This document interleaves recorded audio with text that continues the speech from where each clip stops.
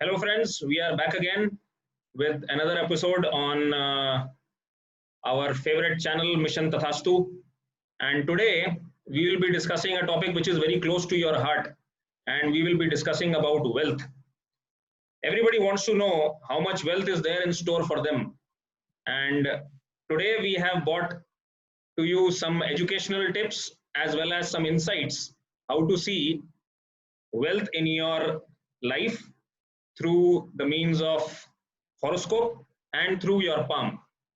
So, quickly starting on, I'll be inviting Vardhanji, who is specialized into palm reading, and he will be telling how to see wealth in your palm. And then I will be sharing with you the details of how to see wealth through your horoscope. So, Vardhanji, I welcome you. Thank you, Deepaki. Actually, we have already discussed so many aspects of wealth in our previous videos. So, in this video, I shall be discussing on the primary thing that we calculate on a palm while seeing the wealth status or the richness in your palm. So, let's start with it. Okay, in this palm, there is a fate line that goes from bottom of your palm towards your Saturn mount. This is your Saturn mount, the finger which is related to Saturn, that is Shani, and this is the Saturn line or the fate line. Okay, so the strong fate line, the prominent fate line is very good. It shouldn't be wide. Okay, the wide fate line is not good at all, and it results in poverty. It results in struggle for finances. Okay, the line should be fine, it should be prominent, it should be thin, it should be having a good length right from your bottom of the palm towards the Saturn mount. So it is the excellent position of this fate line, and that can give you the riches and desired wealth in your life. Okay, so now we start with it. In certain hands, if you will observe that there are no fate line. Okay, so what does that mean? There are different theories. Like, so does that mean that person doesn't have any fate or wealth in his life, his or her life? But this is not true. Okay, there is always a fate, but it is related when you do not have this fate line, then you will have to struggle for each and every penny in your life. There will be instability in your life, career instability, professional instability, which could result to financial crunch or financial instabilities, or financially you will be always in a downward pattern. So a fate line is a must, whether it is small, whether it's big, but a fate line is always a must. Okay, so now we start from the fate line from the bottom. Okay, what if the fate line has a branch? There will be a kind of second line which is joining with your fate line from the moon mount, or a line which is joining from a Venus mount towards your fate line. What does that signify? This position, okay, when any line joins your fate line from moon mount, or any line joins your fate line from Venus mount, results or signifies basically a profit or a kind of wealth generation from a female.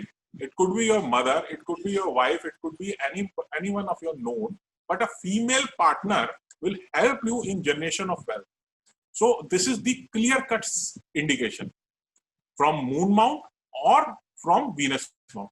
And if we hide this, and if there is only one branch that is coming from the moon mount, it also indicates that there is a very good indication of getting wealth from overseas. Like, if you are related to any job or profession or a business which is related to a clients residing overseas or in foreign countries, so it will be very beneficial for you. With this fate line, you can earn a lot of wealth from foreign countries. So if you are having this indication and you are not into such type of business, you must think and rethink and reprogram your profession accordingly. Okay, so if we go upside on this fate line, what if a branch goes to the sun mount? This is our ring finger, and this is the sun mount. And what if the branch of the fate line goes towards the sun mount? Basically, sun is related to government, and there are, with this indication, there is a very good possibilities that you will have a certain type of arrangement where you will earn from government departments or with government tenders or government work, or may get a good government job also. Also, this is an indication of sudden wealth gain, a windfall gain through lottery, share market, or any other place where there is luck is required for earning the wealth. So this will help you in getting that earnings and getting that profit and getting that wealth. A branch going towards the sun mount. Okay. Now we'll just get into certain type of technical terms, like a distance between, basically how to calculate that when you will get the wealth and how to calculate the whole fate line. So the basic small formula that I have given in my earlier video also, that distance between heart line and brain line is your life between 35 to 55. So whatever is happening in between this, so if a person is having a fate line, I'm just giving an example, the position of fate line is not correct, but just to give you an example, is above heart line. So what does that mean? That means the person will have a good wealth in the later stages of his or her life. Like after 50 years, he will have a good wealth and related other aspects, but only after later stage of life, that is after 50 or 55 years. What if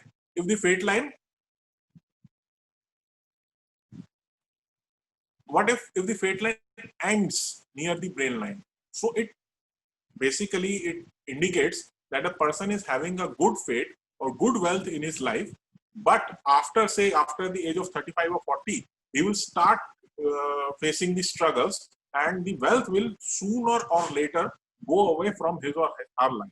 So this indicates this indication. So we have discussed certain indication regarding the fate line. Now the most important thing, that if the fate line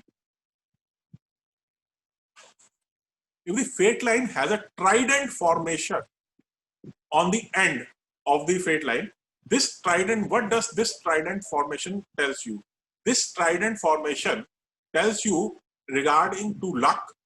So it is basically a very good indication for any sort of financial gains, any sort of sudden wealth gain, or a benefit from lottery or certain type of other things. So you will definitely get a lot of things from this fate line, which is having a trident formation in the end.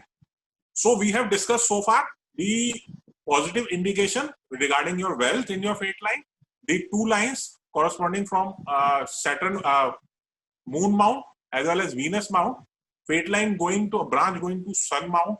There is a trident formation over there. So all these indications indicates good wealth in your hand. So now I would like Mr. Deepak to continue this video and tell us the astrological aspect of this. Deepak ji. Thank you, Vardhanji. So astrologically, see, whenever we go to a Jyotish, first question that anybody has is whether I have money in my life or not. And the Jyotish has to do a lot of calculations to determine that. A lot of people often, log on to the internet, and they are able to make their charts, but they don't understand anything about it. So today it is our endeavor to make it simplified for you, so that if you look at this chart, which details every aspect of your life, you will be able to know whether you have wealth in your life or not, money in your life or not. So first and foremost, I'll take your attention over here. So I have drawn this chart for you. Okay. Now this chart, it starts from this house. So this is the first house of your chart. And then in an anti-clockwise direction, it moves from 1 to 12. So these are 12 houses and 12 different zones or 12 different aspects of your life. I only want you to concentrate on one aspect, that is the second house. Okay. So this house is called the second house. So this is first, this is second. Okay. This house basically deals with whatever you will acquire in your life.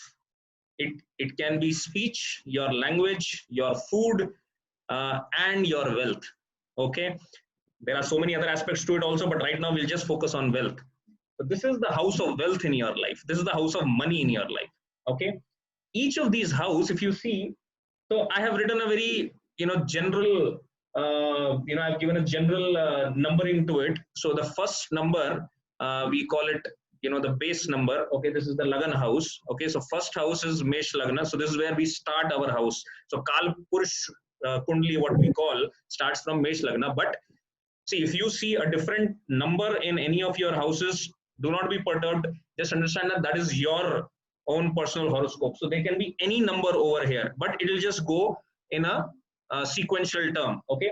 So right now, the second house has got a second sign. You can have, second house has got the second number, the digit 2. Okay. You can have digit 1, you can have digit 3, you can have digit 5, you can have digit 12, anything. Okay. Whatever this digit represents, there is a lord who is associated to each of this digit. Okay. So for example, if I see 2 over here, the lord of this house is Venus. If I see 3 over here, the lord of this house is Mercury. If I see 4 over here, the lord of this house is Moon or Chandra. Okay. So accordingly, you can see, these days, all the information is there that which planet overlords, which sign, you can see that. So first you have to see how is this house, which is the planet sitting in this house, who is the lord of this house, and where is the lord of this house placed in your horoscope. Okay. Now, I must tell you that there are some positive places for the placement and there are some negative places for the placement. Okay. If you see 1, 2, and 3, so you can just see my finger where they are moving. These are slightly negative houses. Okay. And if you see 1, 2, 3, 4, these are very positive houses in your horoscope. You can just understand it like this. So if the lord of this sign is placed in any positive house, it will give you a lot of wealth. If it is placed in any negative house, it might take your wealth away. So this is rule number 1. Okay. Then we have to see. So I told you this is your primary house. This is your Lagna. Okay. So Lagna also has got a sign. Now, whoever is the lord of this sign, if it is in conjunction with the lord of the second house, okay, it is a very auspicious conjunction which will give you a lot of wealth.